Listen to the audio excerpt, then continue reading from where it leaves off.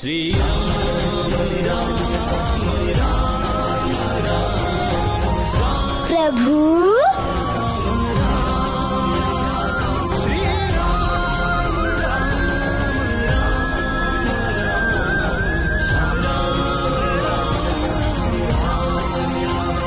ಪ್ರಣಾಮಗಳು ಪ್ರಭು. ನೀವಿಲ್ಲಿ? ನೀವು ಬಂದ್ಬಿಟ್ರಾ ಪ್ರಭು? ಹನುಮ, ನೀವು ನಮ್ಮನ್ನು ನೋಡಲು ಹಂಬಲಿಸುತ್ತಿರುವಾಗ ನಾವು ಬರದಿರಲು ಸಾಧ್ಯವೇ? ಹೇಳಿ, ಎಲ್ಲರೂ ಕುಶಲವೇ? ಹಾ ಪ್ರಭು, ಕುಶಲದಲ್ಲಿ ಕುಶಲ, ಅತಿ ಕುಶಲ. ಕೇಳಿ ಪ್ರಭು, ನಮ್ಗೊಂದು ಚಿಂತೆ ಕಾಡ್ತಿತ್ತು. ನಾವು ಗುರುಕುಲಕ್ಕೆ ಬಂದ ಉದ್ದೇಶ ರಾಮನ ಕಾರ್ಯ ಮಾಡುವುದಾಗಿತ್ತು. ಆದ್ರೆ ನಾವು ಗುರುಕುಲದಲ್ಲಿದ್ದೇವೆ. ರಾಮನ ಕಾರ್ಯವನ್ನ ಹೇಗ್ ಮಾಡೋದು ಹೇಳಿ? ಆದರೆ ನೀವೀಗಲೂ ರಾಮ ಕಾರ್ಯದಲ್ಲೇ ಇದ್ದೀರಿ ಅಂದ ಮೇಲೆ ಇದಕ್ಕೆ ಚಿಂತಿಸುವ ಅವಶ್ಯಕತೆ ಏನಿದೆ? ನಮ್ಮ ಅಜ್ಞಾನದ ಕಾರಣದಿಂದ ಪ್ರಭು. ಭಕ್ತಿಯ ಮಾರ್ಗದಲ್ಲಿ ಜ್ಞಾನದ ಮಹತ್ವವು ನಮಗೆ ಇಂದು ಅರ್ಥ ಆಯ್ತು ಪ್ರಭು. ಇಂದು ನಮಗೆ ನಮ್ಮ ಎಲ್ಲಾ ಪ್ರಶ್ನೆಯ ಉತ್ತರ ಸಿಕ್ಬಿಡ್ತು. ನಿಮ್ಮೆಲ್ಲ ಪ್ರಶ್ನೆಗಳಿಗೂ ಉತ್ತರ ದೊರೆತದ್ದು ಸಂತಸದ ವಿಷಯವೇ ಹನುಮ. ಈಗ ನಿಮ್ಮ ಅಭಿಪ್ರಾಯವೇನು? ಪ್ರಭು, ನಿಮ್ಮ ಜನನವಾಗಿರುವುದು ಅಧರ್ಮದಿಂದ ಧರ್ಮವನ್ನ ರಕ್ಷಣೆ ಮಾಡೋಕೆ ಅಲ್ವಾ ಪ್ರಭು? ನಿಮ್ಮ ಪ್ರತಿಯೊಂದು ಕಾರ್ಯದಲ್ಲೂ ನಾವು ಸದಾಕಾಲ ನಿಮ್ಮ ನೆರಳಿನ ನೆರಳಾಗಿದ್ದು ನಿಮಗೆ ಸಹಾಯಕನಾಗಿರ್ತೀವಿ. ಯಾಕಂದ್ರೆ ನಾವು ನಿಮ್ಮ ದೊಡ್ಡ ಪ್ರಿಯ ಭಕ್ತ ಅಲ್ವಾ ಪ್ರಭು? ಮತ್ತೆ ಈ ಸೃಷ್ಟಿಯಲ್ಲಿ ಎಲ್ಲಾ ಅಧರ್ಮದ ಶಕ್ತಿಗಳನ್ನ ವಿನಾಶ ಮಾಡೋಕೆ ನಾವು ಧರ್ಮದ ಶಕ್ತಿಗಳನ್ನ ಒಟ್ಟುಗೂಡಿಸ್ಬೇಕು. ಸತ್ಯ ಹನುಮ. ಹಾಗಿದ್ದರೆ ಪ್ರಭು, ನಾವು ಎಂತ ಮಹಾಸೇನೆಯನ್ನ ನಿರ್ಮಿಸಬೇಕೆಂದರೆ ಕಷ್ಟದ ಸಮಯದಲ್ಲಿ ನಿಮಗದು ಸಹಾಯಕವಾಗಬೇಕು. ಹನುಮ,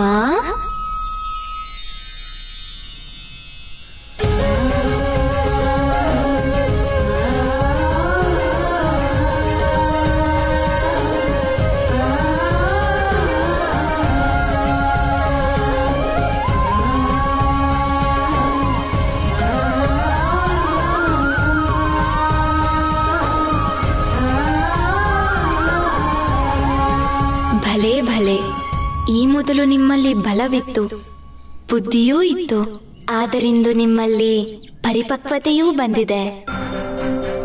ಈ ಸೃಷ್ಟಿಯ ಬಗ್ಗೆ ನೀವು ಆಲೋಚಿಸುತ್ತಿರುವುದೇ ಇದಕ್ಕೆ ಸಾಕ್ಷಿಯಾಗಿದೆ. ಒಬ್ಬ ಮಹಾಪುರುಷನ ಶ್ರೇಷ್ಠ ಗುಣವೆಂದರೆ ಅವನಲ್ಲಿನ ದೂರದೃಷ್ಟಿ. ನಿಮ್ಮಲ್ಲಿ ಆ ಗುಣವನ್ನು ಕಂಡು ನಮಗೆ ಆನಂದವಾಯಿತು ಹನುಮ. ಅಲ್ಲದೆ ಈ ನಿರ್ಣಯವನ್ನು ನಮ್ಮ ಸಹಾಯವಿಲ್ಲದೆ ನೀವೇ ಸ್ವತಃ ತೆಗೆದುಕೊಂಡಿರುವುದು ನಮ್ಮ ಸಂತೋಷವನ್ನು ಮತ್ತಷ್ಟು ಹೆಚ್ಚಿಸಿದೆ ಪ್ರಿಯ ಹನುಮ. ನಿಮ್ಮ ಮಾರ್ಗದರ್ಶನ ಇಲ್ಲದೆ ಈ ಹನುಮಂತ ಏನೇನೂ ಅಲ್ಲ ಪ್ರಭು. ಹನುಮ, ಭಕ್ತನ ಕಾರ್ಯಕ್ಕೆ ಭಗವಂತನ ಕೃಪೆ ಸದಾ ಶ್ರೀರಕ್ಷೆಯಂತಿರುತ್ತದೆ. ಎಲ್ಲವೂ ನಿಮ್ಮ ಕೃಪೆ ಶ್ರೀರಾಮ. ಪ್ರಭು, ನಮ್ಗೆ ಈ ಮಾರ್ಗದಲ್ಲಿ ಮುಂದೆ ಹೋಗೋಕೆ ನಿಮ್ಮ ಅನುಮತಿ ಬೇಕು. ಅವಶ್ಯವಾಗಿ. ನೀವು ನಿರ್ಮಿಸಲು ಹೊರಟಿರುವ ಆ ಸೈನ್ಯದಲ್ಲಿ ಅಪ್ರತಿಮ ಯೋಧರಿರಬೇಕು. ಯುದ್ಧ ಕಲೆಯಲ್ಲಿ ನೈಪುಣ್ಯತೆ ಹೊಂದಿರುವಂತಹ ಮಹಾರಥಿಕರಾಗಿರಬೇಕು. ಏಕೆಂದರೆ ನಾವು ಭವಿಷ್ಯದಲ್ಲಿ ಪ್ರಬಲ ಶಕ್ತಿಗಳೊಂದಿಗೆ ಹೋರಾಡುವ ಸಂದರ್ಭ ಎದುರಾಗಬಹುದು. ಅಂತಹ ದೈತ್ಯ ಶಕ್ತಿಯನ್ನು ಎದುರಿಸುವುದು ಅಷ್ಟು ಸುಲಭವಲ್ಲ ಹನುಮ. ಧರ್ಮ ಮತ್ತು ಅಧರ್ಮದ ನಡುವೆ ಒಂದು ಮಹಾ ಸಂಗ್ರಾಮವೇ ಘಟಿಸಲಿದೆ. ಅದು ಸೃಷ್ಟಿಯ ಇತಿಹಾಸದಲ್ಲಿ ಎಂದೂ ಘಟಿಸದ ಸಂಗ್ರಾಮ. ಆ ಸಂಗ್ರಾಮದಲ್ಲಿ ನಮ್ಮ ಪ್ರಬಲ ಅಸ್ತ್ರವೆಂದರೆ ಅದು ನೀವೇ. ಇದಕ್ಕಾಗಿ ಎಲ್ಲ ಸಿದ್ಧತೆಗಳು ಇಂದಿನಿಂದಲೇ ನಡೆಯಲಿ. ನಿಮ್ಮ ಆಜ್ಞೆಯಂತೆ ಪ್ರಭು. ನಾವು ಎಂತಹ ವಾನರ ಸೇನೆಯನ್ನ ನಿರ್ಮಾಣ ಮಾಡ್ತೀವಿ ಅಂದ್ರೆ ಅವರ ಉದ್ದೇಶ ಎಂದೆಂದಿಗೂ ಒಂದೇ, ಅಧರ್ಮದ ವಿರುದ್ಧ ವಿಜಯ. ಅವರ ಜೀವನದ ಏಕಮಾತ್ರ ಗುರಿ ರಾಮನ ಕಾರ್ಯ, ಎಂದೆಂದಿಗೂ ರಾಮನ ಕಾರ್ಯ. ಅವಿರತ ನಾಮ ಜೈ ಹನುಮಂತ, ಜೈ ಶ್ರೀರಾಮ. ಅವಿರತ ನಾಮ ರಾಮದೂತ ತುಲಿತ ಬಲಧಾಮ ಅಂಜನಿ ಪುತ್ರ ಪವನ ಸುತ ನಾಮ ಜೈ ಹನುಮಂತ ಜ್ಞಾನ ಗುಣಧಾಮ ಜೈ ಕಪೀಶನಿ ಅವಿರತ ನಾಮ ಜೈ ಹನುಮಂತ ಜ್ಞಾನ ಗುಣಧಾಮ ಜೈ ಕಪೀಶನಿ ಅವಿರತ ನಾಮ.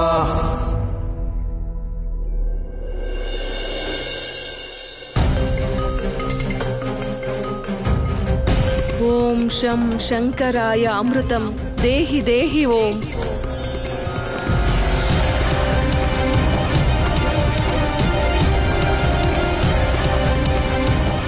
ನೆನಪಿರಲಿ ಮಂಡೋದರಿ, ಹೇಗಾದರೂ ಮಾಡಿ ಅಮೃತವನ್ನು ತೆಗೆದುಕೊಂಡು ಬಾ. ಲಂಕೇಶನು ಮೃತ್ಯುವನ್ನು ಗೆಲ್ಲಬೇಕಾದರೆ ಅವನು ಅಮೃತ ಪಾನ ಮಾಡಬೇಕಾಗುವುದು ಅತ್ಯಗತ್ಯ. ಸಮಯವು ಬಹಳ ಕಡಿಮೆ ಇದೆ. ರಾಜಮಾತೆಯ ಆ ತಂತ್ರಶಕ್ತಿಯ ಪ್ರಭಾವ ಕಡಿಮೆಯಾದರೆ ನಾನು ಇಲ್ಲೇ ಸಿಕ್ಕಿ ಹಾಕಿಕೊಳ್ಳುತ್ತೇನೆ. ಪಿತಾಶ್ರೀ ಅಮೃತ ಕಳಶವನ್ನು ಎಲ್ಲಿಟ್ಟಿರಬಹುದು? ಇದರ ಹಿಂದಿನ ರಹಸ್ಯವೇನು? ಪಿತಾಶ್ರೀಯವರ ಕಾರ್ಯವೈಖರಿಯನ್ನು ಹಲವು ಬಾರಿ ನೋಡಿದ್ದೇನೆ. ಅವರ ಕಾರ್ಯಪದ್ಧತಿಯು ನಮಗೆ ಬಹಳ ಪರಿಚಿತವಾಗಿದೆ. ಆದರೂ ಈ ರಹಸ್ಯವನ್ನು ನನಗೇಕೆ ಭೇದಿಸಲು ಸಾಧ್ಯವಾಗುತ್ತಿಲ್ಲ? ಈ ರಹಸ್ಯ ಭೇದಿಸಲು ಸುಳಿವೊಂದು ಇದ್ದೇ ಇರಬೇಕಲ್ಲವೇ? ನನಗೇಕೆ ಅದು ಹೊಳೆಯುತ್ತಿಲ್ಲ? ನೆನಪಿಸಿಕೋ ಮಂಡೋದರಿ, ನೆನಪಿಸಿಕೋ. ಅವಶ್ಯವಾಗಿ ನೆನಪಿಗೆ ಬರುತ್ತದೆ. ಇದರ ಸುಳಿವು ದೊರೆಯದೆ ಸದ್ಯಕ್ಕೆ ಪರಿಹಾರ ಸಿಗುವುದಿಲ್ಲ. ಎಂದಾದರೂ ಪಿತಾಶ್ರೀ ಇದರ ಬಗ್ಗೆ ಚರ್ಚೆ ಮಾಡಿಯೇ ಇರುತ್ತಾರೆ. ಪುತ್ರಿ, ನಾವು ನಿನಗಿಂದು ಜೀವನದ ರಹಸ್ಯವೊಂದನ್ನು ತಿಳಿಸುತ್ತಿದ್ದೇವೆ. ಈ ಜಗತ್ತೇ ಒಂದು ಮಾಯೆ. ಮಾಯೆ ನೋಡಲು ಪ್ರಯತ್ನಿಸಿದಷ್ಟು ಅದು ಕಣ್ಮರೆಯಾಗುತ್ತಾ ಹೋಗುತ್ತದೆ. ಕಡೆಗೆ ಅದೃಶ್ಯವಾಗಿ ಸರ್ವವ್ಯಾಪಿಯಾಗುತ್ತದೆ. ಅಂದರೆ ಈ ಸೃಷ್ಟಿಯಲ್ಲಿ ಎಲ್ಲವೂ ಕೂಡ ನಾವು ನೋಡುವ ದೃಷ್ಟಿಕೋನದ ಮೇಲೆ ನಿಂತಿರುತ್ತದೆ. ನನ್ನನ್ನು ಕ್ಷಮಿಸಿ ಪಿತಾಶ್ರೀ, ನಿಮ್ಮ ಮಾತು ನನಗೆ ಅರ್ಥವಾಗುತ್ತಿಲ್ಲ. ಈಗ ಹೇಳುತ್ತೇನೆ ಕೇಳು. ನೀನೀಗ ಬೆಳಕಿನಲ್ಲಿ ನಿಂತಿರುವೆ, ಅಂದರೆ ನಿನ್ನ ಮೇಲೆ ಬೆಳಕಿಲ್ಲದಿದ್ದರೆ ನೀನು ಅದೃಶ್ಯಳಾಗುವೆ ಎಂದರ್ಥ. ಇದೆಲ್ಲವೂ ಕತ್ತಲೆ ಬೆಳಕಿನ ಆಟ. ಬೆಳಕೇ ಎಲ್ಲವನ್ನೂ ನಿರ್ಧರಿಸುತ್ತದೆ. ಅರ್ಥಾತ್ ಬೆಳಕೆಂಬುದು ಮಾಯೆ, ನೋಡುವ ದೃಷ್ಟಿಯೇ ಸತ್ಯ. ದಯಮಾಡಿ ಸರಳ ಭಾಷೆಯಲ್ಲಿ ವಿವರಿಸಿ. ಸರಳವಾಗಿ ಹೇಳುವುದಾದರೆ ಬಿಂಬ ಮತ್ತು ಪ್ರತಿಬಿಂಬ ಎರಡೂ ಒಂದರಿಂದಲೇ ಸೃಷ್ಟಿಯಾಗುತ್ತದೆ. ನಮ್ಮಿಬ್ಬರ ಜಂಜಾಟದ ಈ ಸಮಸ್ಯೆಗೆ ಮಾಯೆಯೇ ಕಾರಣ. ಈಗಲೂ ನಿಮ್ಮ ಮಾತು ನನಗೆ ಅರ್ಥವಾಗುತ್ತಿಲ್ಲ ಪಿತಾಶ್ರೀ. ಎಂದು ನಿನಗೆ ಅರ್ಥವಾಗುತ್ತದೆಯೋ ಅಂದು ನಿನ್ನ ಶುಭಾರಂಭವಾಗುತ್ತದೆ.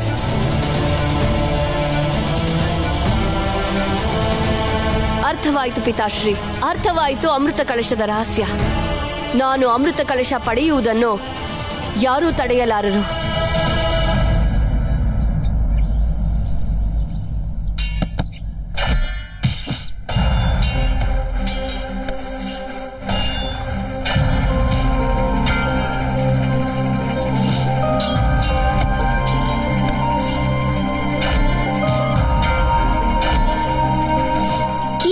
ಬಹಳ ಬಾಲಕರಿದ್ದಾರೆ. ಅವರಿಗೆ ಸರಿಯಾದ ಶಿಕ್ಷಣ ಮತ್ತು ಮಾರ್ಗದರ್ಶನ ಸಿಕ್ಕರೆ ಒಳ್ಳೆಯ ಯೋಧ, ಹಾಗೆಯೇ ಒಳ್ಳೆಯ ವಿದ್ವಾಂಸರಾಗುತ್ತಾರೆ. ಇವರಿಂದಲೇ ನಾವು ನಮ್ಮ ವಾನರ ಸೇನೆಯನ್ನ ಕಟ್ಟುವ ಕೆಲಸವನ್ನ ಆರಂಭಿಸಬಹುದು. ಒಂದು ಬಲಿಷ್ಠವಾದ ವಾನರ ಸೇನೆ ನಿರ್ಮಾಣವಾಗುತ್ತದೆ.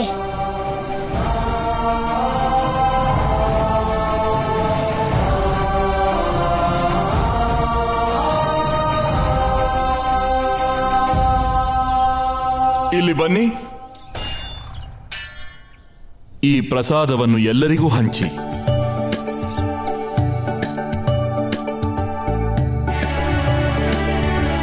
ಮಾರುತಿ, ಇಲ್ಲಿ ಬನ್ನಿ.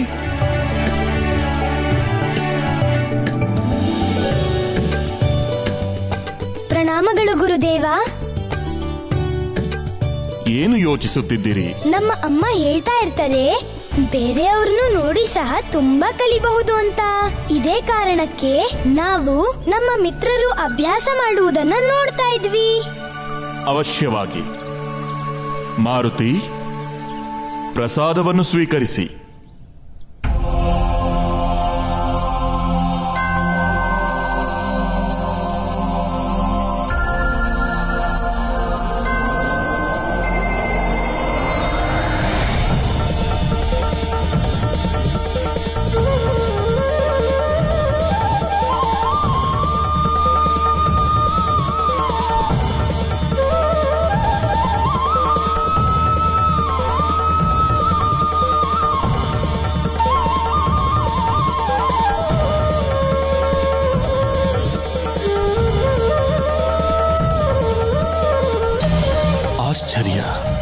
ಇದೆಂತಹ ಅಲೌಕಿಕ ಸ್ಪರ್ಶ, ಎಂತಹ ದಿವ್ಯ ಅನುಭೂತಿ ಇದು. ಈ ಬಾಲಕನಲ್ಲಿ ನಮಗೆ ತಿಳಿಯದ ಯಾವುದೋ ಅತೀತ ಶಕ್ತಿ ಇದೆ. ಆದರೆ ಅದನ್ನು ಗ್ರಹಿಸಲು ನಾವು ಅಶಕ್ತರಾಗಿರಬಹುದೇ? ಹಲವು ವರ್ಷಗಳ ನಿರಂತರ ಸಾಧನೆಯಿಂದ ಸಿಗದ ಆನಂದ ಕೇವಲ ಒಂದು ಸ್ಪರ್ಶದಿಂದ ಲಭಿಸಿತೆ. ಮಂಡೋದರಿ ಒಬ್ಬಳೇ ಚಂದ್ರಲೋಕಕ್ಕೆ ಹೋಗಿರುವುದು ನಮ್ಮನ್ನು ಚಿಂತೆಗೀಡು ಮಾಡಿದೆ ಮಾರೀಚ. ನಮಗೆ ತಿಳಿದಿರುವ ಪ್ರಕಾರ ಚಂದ್ರಲೋಕದ ರಕ್ಷಣಾ ವ್ಯವಸ್ಥೆ ಬಹಳ ಸುಭದ್ರವಾಗಿದೆ. ಅದನ್ನು ಭೇದಿಸುವುದು ಸುಲಭವಲ್ಲ. ಮಾತೆ, ನೀವು ಅನುಮತಿ ಕೊಟ್ಟರೆ ನಮ್ಮ ಸೇನೆಯನ್ನ ಕರೆದುಕೊಂಡು ಈಗಲೇ ಹೊರಡುತ್ತೇನೆ. ಬೇಡ. ಚಂದ್ರದೇವನ ಪತ್ನಿ ರೋಹಿಣಿಯ ಸಹಾಯದಿಂದ ಮಂಡೋದರಿ ಅಮೃತವನ್ನು ಪಡೆಯಲು ಪ್ರಯತ್ನಿಸುತ್ತಿದ್ದಾಳೆ. ಈ ಸಮಯದಲ್ಲಿ ಹಿಂಸೆಯ ಮಾರ್ಗ ಸರಿಯಲ್ಲ. ಹಾಗಿದ್ದರೆ ಇಷ್ಟೊತ್ತಿಗಾಗಲೇ ದೇವಿ ಮಂಡೋದರಿ ಅಮೃತವನ್ನ ಪಡೆದುಕೊಂಡು ಬರಬೇಕಾಗಿತ್ತು. ಯಾರಾದರೂ ಅವರನ್ನು ಮಾರ್ಗದಲ್ಲಿ ತಡೆದಿರಬಹುದೇ?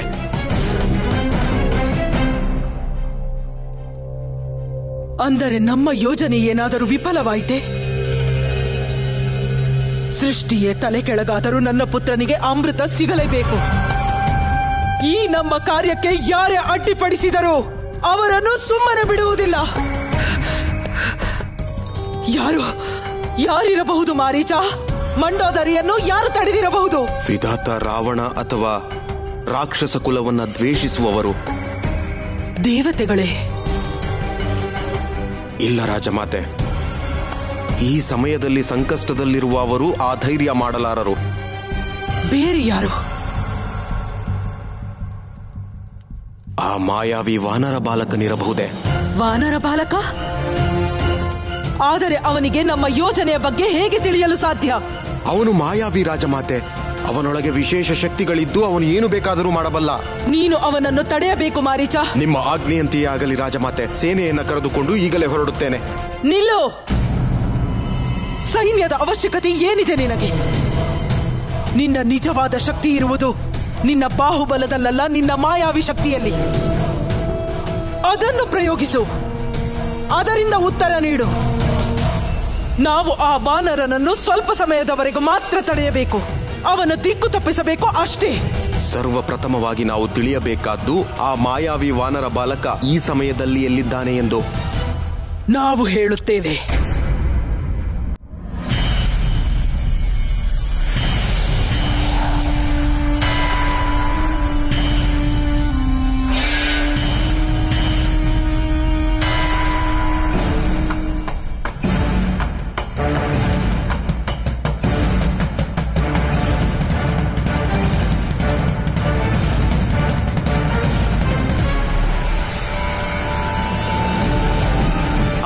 ಅವನೇ. ಇದು ಮಹರ್ಷಿ ಅಂಗೀರಸರ ಆಶ್ರಮ. ಅಂದರೆ ಈ ಸಮಯದಲ್ಲಿ ನಮಗೆ ಈ ವಾನರ ಬಾಲಕನಿಂದ ಯಾವ ತೊಂದರೆಯೂ ಇಲ್ಲ. ಇಲ್ಲ. ಯಾವ ಕಾರಣಕ್ಕೂ ಅವನನ್ನು ನಿರ್ಲಕ್ಷಿಸಬಾರದು. ನಮ್ಮ ಪುತ್ರ ರಾವಣ ಅಮೃತವನ್ನು ಸೇವಿಸಿ ಅಮರನಾಗುವ ತನಕ ಆ ವಾನರನಿಂದ ಯಾವ ತೊಂದರೆಯಾಗಕೂಡದು. ಯಾವ ಸಮಯದಲ್ಲಾದರೂ ಅವನಿಂದ ಅಡ್ಡಿಯಾಗಬಹುದು. ಹೋಗು ಮಾರೀಚ, ಪ್ರಯೋಗಿಸು ನಿನ್ನ ಮಾಯಾ ಶಕ್ತಿಯನ್ನು. ಭ್ರಮಿತಗೊಳಿಸು ಅವನ ಮನಸ್ಸನ್ನು. ನಿಮ್ಮ ಆಜ್ಞೆ ರಾಜಮಾತೆ.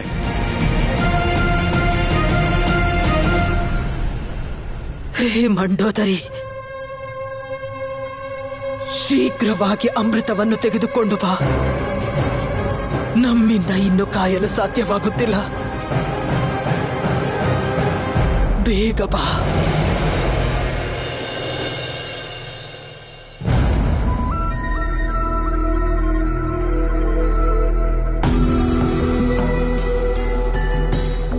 ಇಲ್ಲಿವರೆಗೂ ನಾನು ಕಷ್ಟಪಟ್ಟು ಬಂದಿದ್ದೀನಿ. ಆದ್ರೆ ಅಮೃತ ಇರೋ ಕೋಣೆ ಪ್ರವೇಶ ಮಾಡೋದು ಬಹಳ ಕಷ್ಟಕರವಾಗಿದೆ. ಈ ಸೈನಿಕರು ಬಹಳ ಸಮಯದಿಂದ ಇಲ್ಲೇ ಇದ್ದಾರೆ.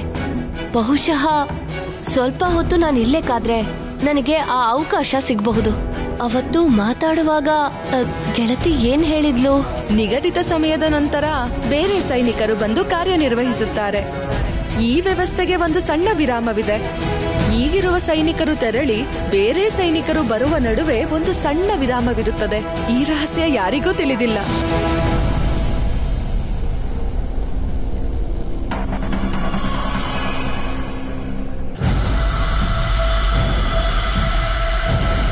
ಸಂಜೆ ಸಮಯ ಆಗ್ತಾ ಇದೆ. ಅಂದ್ರೆ ಈ ಸೈನಿಕರು ಈಗ ಹೊರಡೋ ಸಮಯ ಆಗಿದೆ. ಇವರ ಸ್ಥಾನಕ್ಕೆ ಬೇರೆ ಸೈನಿಕರು ಬರ್ತಾರೆ. ಇದೇ ಸರಿಯಾದ ಸಮಯ. ಈ ದ್ವಾರಕ್ಕೆ ಸೈನಿಕರು ಕಾವಲಿಲ್ದೇ ಇರುವಾಗ ಇದರ ಲಾಭ ತಗೊಂಡು ನಾನು ಅಮೃತ ಇರೋ ಕೋಣೆ ಒಳಗೆ ಹೋಗ್ಬೇಕು.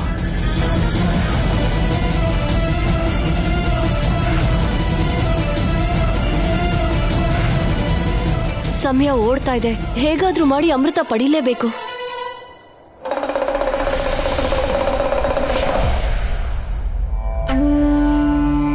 ಪ್ರಭು, ತಡೆಯುವರಾರು ದೇವಿ ಮಂಡೋದರಿಯನ್ನು? ಅವಳ ಯೋಜನೆ ಸಫಲವಾಗುವಂತೆ ಕಾಣುತ್ತಿದೆ. ದೇವಿ ಮಂಡೋದರಿ ಸಾಧಾರಣ ಸ್ತ್ರೀಯಲ್ಲ ನಂದಿ. ಅವರೇನಾದರೂ ಒಮ್ಮೆ ನಿರ್ಧರಿಸಿದರೆ ಅದು ಕೈಗೂಡುವವರೆಗೂ ಬಿಡುವುದಿಲ್ಲ. ಆದರೆ ಪ್ರಭು, ದೇವಿ ಮಂಡೋದರಿಯು ಸಫಲವಾದರೆ ಅನರ್ಥವಾಗಿ ಬಿಡುತ್ತದೆ. ರಾವಣನ ಪ್ರಭಾವ ಹೇಗಿದೆ ಎಂದರೆ ಅವನ ಹೆಸರನ್ನು ಕೇಳಿದರೆ ಮೂಲೋಕವೂ ಕಂಪಿಸುತ್ತದೆ. ಇನ್ನು ಅವನು ಅಮರನಾದರೆ ಸಮಸ್ತ ಸೃಷ್ಟಿಯಲ್ಲಿ ಹಾಹಾಕಾರವೇಳುತ್ತದೆ. ಪ್ರಭು, ಅಮೃತಕ್ಕೊಂದು ಅದರದೇ ಆದ ನೀತಿ ಇದೆ, ವಿಶಿಷ್ಟ ಪ್ರಯಾಣವಿದೆ. ರಾವಣನ ಬಳಿ ಹೋಗಬೇಕೆಂದು ನಿರ್ಧರಿತವಾಗಿದ್ದರೆ ಅದು ಹೋಗುತ್ತದೆ. ಅದು ನಿಜವಾದರೆ ಅದರ ಪ್ರಕಾರ ಸಮುದ್ರ ಮಂಥನದ ಸಮಯದಲ್ಲಿ ದೇವತೆಗಳು ಮತ್ತು ಅಸುರರ ಸಂಬಂಧದ ಹೊಸ ಅಧ್ಯಾಯ ಬರೆಯಲಾಗಿತ್ತು.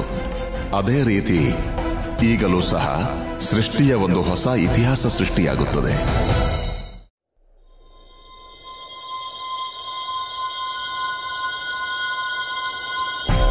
ನಡಿ.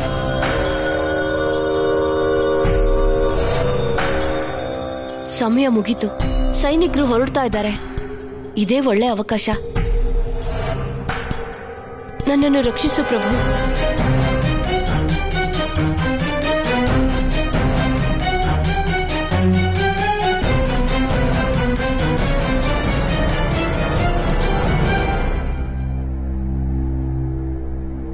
ಓಂ ಶಂ ಶಂಕರಾಯ ಅಮೃತಂ ದೇಹಿ ದೇಹಿ ಓಂ.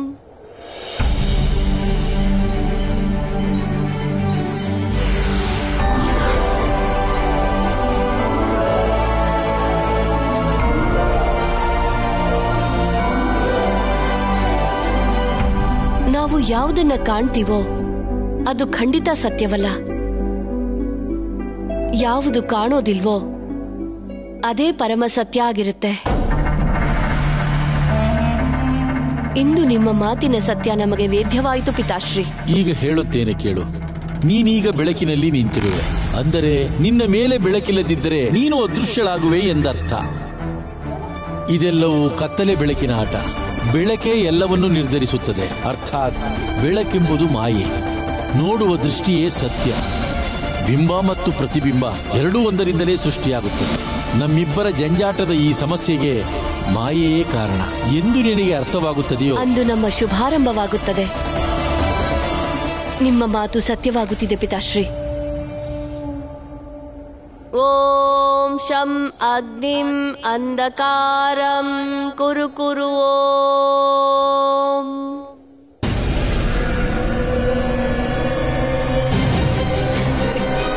ಕೊನೆಗೂ ಅಮೃತದ ದರ್ಶನವಾಯಿತು. ಹೇ ಸರ್ವಶ್ರೇಷ್ಠ ಅಮೃತವೇ, ನೀನು ಸೃಷ್ಟಿಯ ಅತ್ಯಮೂಲ್ಯ ವಸ್ತುವಾಗಿರುವೆ. ಅಮೃತವೇ, ಇಂದು ನಾನು ನಿನ್ನನ್ನು ಕೊಂಡೊಯ್ಯುತ್ತೇನೆ.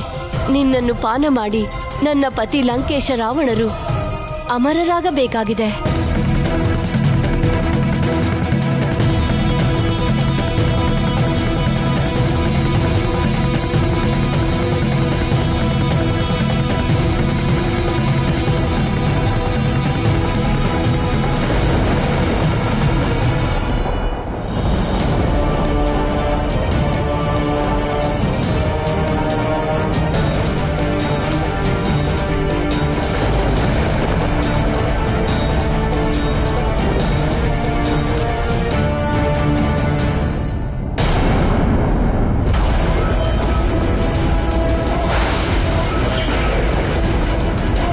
ಚಂದ್ರಲೋಕಕ್ಕೆ ಅಪಾಯ ಒದಗಿ ಬಂದಿದೆ.